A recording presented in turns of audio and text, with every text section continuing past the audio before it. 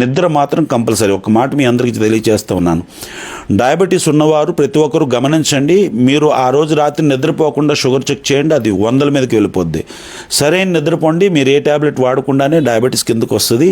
కాబట్టి ప్రతి ఒక్కరు కూడా ఆరోగ్యవంతమైనటువంటి ఆహారాన్ని, వ్యాయామాన్ని, క్వాలిటీ స్లీప్ని ఖచ్చితంగా ప్రతి ఒక్కరూ చేయగలిగితే మందులు లేకుండానే డయాబెటీస్ని మనం తగ్గించుకోవచ్చు. ఒకవేళ రెసిస్టెన్స్ డయాబెటీస్ లాంటివి, టైప్ 2 డయాబెటీస్ లాంటివి ఉన్నవారు ఖచ్చితంగా ఆయా మందులను వాడుతూ తగు సూత్రాలను కనుక్కోగలిగితే, తరచుగా మీరు మంచి లైఫ్ స్టైల్ని మీరు కానీ అలవాటు చేసుకోగలిగితే రాను రాను మీ దగ్గర ఉన్నటువంటి ట్యాబ్లెట్ల సంఖ్య తగ్గిపోయి నెమ్మదిగా మీకున్నటువంటి ఈ యొక్క డయాబెటీస్ తగ్గిపోతుంది. మీరు ఈ ఆరోగ్య సూత్రాలు పాటిస్తే సరిపోతుంది. మరొక విషయం, ఎవరైతే డయాబెటీస్తో బాధపడుతున్నారో వారు 10% మీ బరువులోంచి, ఉదాహరణకు మీ యొక్క 70 కేజీలు బరువు ఉంటే 7 కేజీలు మీరు తగ్గగలిగితే మీరు ఏ మందులు వాడకుండానే డయాబెటీస్ మీ కంట్రోల్లోకి వస్తుంది. ఈ విషయాన్ని గమనించి ప్రతి ఒక్కరూ ఆరోగ్యంగా ఉండవలసిందిగా మనం చేస్తూ ఉన్నాం.